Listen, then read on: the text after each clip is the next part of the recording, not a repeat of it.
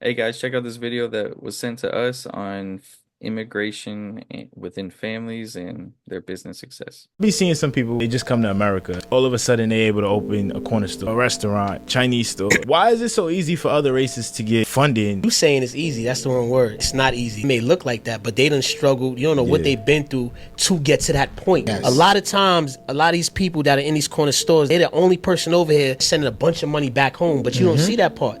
They're struggling, but they're grinding. They have a mindset, I'm going to make it because I'm going to make it for my family.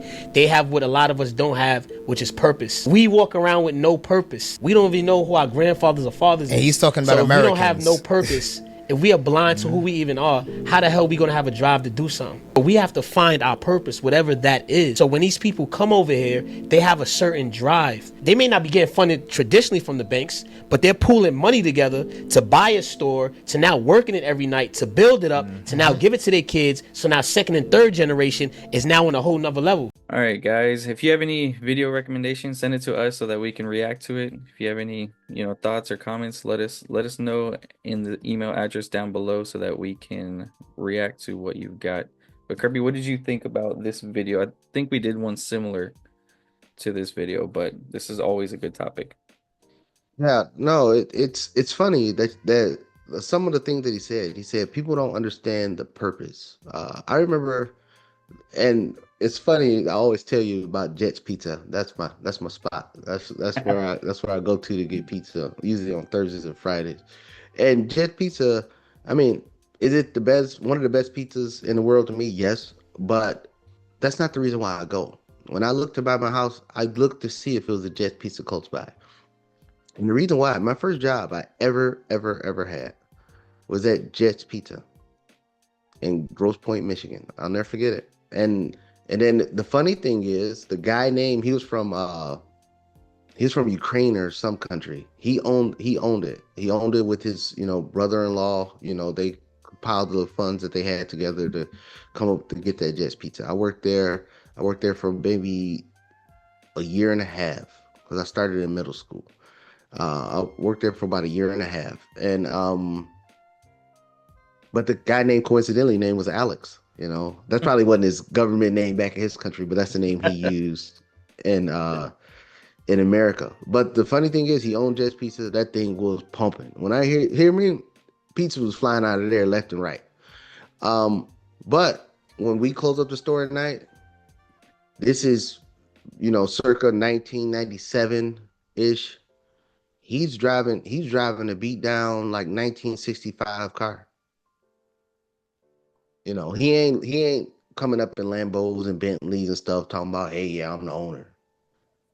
He's pulling his money to get a Jet's Pizza, try to get another Jet's Pizza, and still to this day, because I was in the Detroit area a couple years ago. He still owns that Jet's Pizza. But that's when I realized it was something different. Like, I'm thinking like, oh man, he owned this business.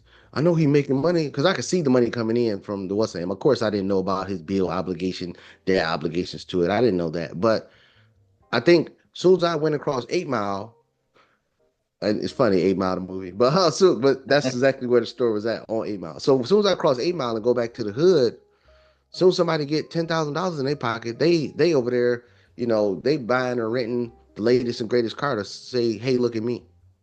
This guy's pumping in tens of thousands of dollars a day, and this back in the 90s. And he's still driving a beat up car. I didn't understand the concept until I got older. And then when I ran into Alex again years later after I understood this concept, and that was the first thing I said, man, I was like, you really make some sacrifices to make it happen. I was like, you don't see most Americans doing that. And then he looked at me straight face, and because he still remembered me even as a young kid. And then he was like, most Americans are lazy. Most Americans don't have a purpose. They just do it just to show off for everybody else. We do it just to make sure our family good. We do it to send money to our families, to take care of our families, because they didn't have the opportunity to come here. When they say America is the land of opportunity, yeah, it is a land of opportunity. But it seems like the only people that's actually taking advantage of the opportunity is people that's not in America. Because Americans ourselves, we don't have a purpose or cause or focus to do anything. We can't see past the weekend, let alone generationally on, hey, I want to make sure my grandkids are straight. Make sure mom and dad and them straight. Make sure, my kids are going to be all right. So my kids don't have to go through the same thing. I mean, I literally talk to people who's still back in the inner city, and then they have kids, and then, their kids is getting to the high school age, and I'm like, hey, so what's the plans for your kid? And then, of course, they still got the mindset, nobody else in our family went to college. They went to college. So I say, hey, so what are they going to do for school? Oh, man, they're grown. They could do whatever they want to do. Or if they're not going to school, hey, they could go work in the plant. I did it. I made it. Look at me. No, no. Yeah, you did work at the plant. And you still hate your life today. So you just setting your kid just to repeat and just do just what you did. It's a crazy concept. But you see it all the time. I mean, I know people in like places like New Jersey, they own a store, a bodega or something like that. They sleeping in the back of the store. They ain't sitting there in no mansion, but you give them $10,000 a month, $20,000 a month. They about to let the world know that they make $50,000 a month, even though they don't. They'll go spend it on credit cards to live a lavish life to make people think that they live something that they don't. These immigrants are coming here. I don't care if they're legal or illegal. These immigrants are coming here, and all the family is staying in one house. It'd be 15, 16 deep in one house. But they pulling their money to go acquire assets, go start businesses. And then slowly but surely, after they keep building, then now it goes from 15 in each house to 7 in each house to 3 in each house, and then it keeps expanding out like that. But in America, we won't even stay in the house with our parents past 17 years old. And then they wonder why when they're in their 20s, they already got financial hardships. They already got foreclosures and evictions and shut off notices in their name. Because you leave in the house with nothing, and then you think you got to go be the super adult. I got to go show them, hey, I made it. But you don't have no money coming in. So that's what it is. They don't have no drive, purpose, or looking down the line to see what's going on. So I love this video. But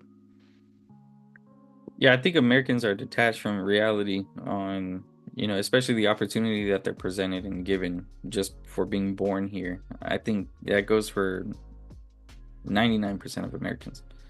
And I think once you realize the opportunity that is here, you can start to see ways that you can take advantage of it. And for those that are born outside of the US in third world countries, they see the opportunity, and it's completely vivid to them, because when you go to these countries, you see that there is no opportunity in those countries. Sure, there's ways that maybe you can achieve some form of financial success in those countries, but the path to get there in those countries is a lot harder than it is here. I mean, you can attest to it too, Kirby. I mean, how comparing Afghanistan to the United States, which country do you think you could become a millionaire easier in? I mean, it'd be America, it goes like that for, I mean, even my wife's family, which I've said is, from Venezuela. I mean, just the starting wage over there is $7 a month. So, I mean, really, I mean, we land a job yes, here in America, bills are more expensive, but you land a job that pays you at least a couple thousand a month. And numbers are numbers. If you room with people like we've spoken about, if you still live at home, those numbers start to add up if you are disciplined with your money. And I see Americans, and they have kids, they have their kids still living with them after they graduate, and they're working, and their kids are just fucking blowing the money, just blowing the money. I mean, that has to be a rule as a parent if you really want to guide your child to financial success. If you're gonna live here for free, you've got to be disciplined with your money, because to just live under your parents' roof and then just blow all your money sets you up for complete failure, because you're not learning any good habits to lead you to success when you get on your own. And that just goes to the concept that most Americans think that you just have to have a good job in order to live a good life or to be able to afford things. No, to be able to afford things, you have to live frugally and understand how to manage your money. And that's something that, like you said, immigrants understand. They pile up into one house, a whole bunch of them, and they just pile their money together, and they just build from there. I've seen it done, and when I see Americans get upset over immigrants because of how they're working, then outpace them. But you won't because you're lazy. I mean, that's just the reality of how it is. So, I mean, I salute immigrants for, what they do, and I salute them especially for seeing the opportunity that is here and taking advantage of it. Because I also have seen some that, they just think that the opportunity here is just having a job and a home, and you've just fallen into the American system and the rat race by thinking that. So for the ones that actually get here, try to start a business, struggle, and make it, I mean, I give them all props. Yeah, and you said something. You keep dropping gems that I don't want to be remiss. When you said that the key is, living with roommates and things like that, living frugally, or if you're gonna live at home, you shouldn't. If you're an adult or over the age of 18 and you live at home, you should be very responsible with your money. That shouldn't be an option to let you just blow the money when you're grown sitting at home. Um, in America, so when immigrants come here and they live in the same place and compile their money, they doing it out of opportunity. In America, the only time you have roommates, for some reason, only time I see people have roommates or they living at home with their parents after they turn 18 is out of necessity. That's it. Yeah. We look at it as, oh, you 18 and still living at home with your parents, you crazy. People ask me about my kids. Oh, look, well, I know you can't wait till you're 18 to move out. Well, who the hell said they was moving out? That ain't even an option.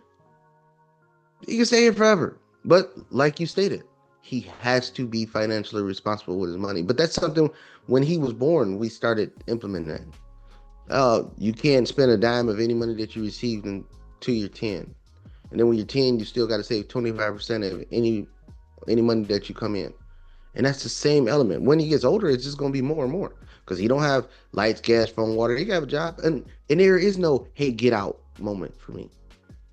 I want him to be able to stack his cash so if an opportunity arises, he could take advantage of the opportunity, no matter if it's in real estate, him buying a house to live in, no matter if it's business, no matter, if it's the stock market or whatever. But give him an opportunity. Now, like Elon Musk, the funny thing is the richest man that live in America is not even from America. Think of that. The richest man that live in America is not from America. I mean, I know people think Warren Buffett, Jeff Bezos, Larry Ellison, and all them. But Elon Musk from South Africa. So just bring that concept in the hand. But Elon Musk was also the same person who, saved his money, started eBay, and then when he sold eBay, he 100% put all of his money into SpaceX and Tesla and the Boring Company and all the other crap he did. And then he had to ask friends to borrow money to pay his rent. In America, you give somebody $1 million, hold the press. You're gonna think they're a trillionaire. Because that's what they're gonna do. They rather instead of saying, hey, I'm gonna keep growing it, keep growing it, keep growing it. Oh no, I gotta go show the world, I gotta go blow the bag, I gotta go do all this other stuff. That's why lottery winners lose.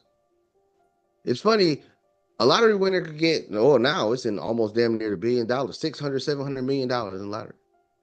But you have not heard one lottery winner grow an empire, grow a business chain, do any of that. They get the money, then they blow it, and then, what you blow it on? Oh, I bought 4 houses, I bought my mom and them this, I bought this, I bought this, I bought. So you had no concept of, hey, what's gonna happen when this money run out? Or they think the money is never gonna run out.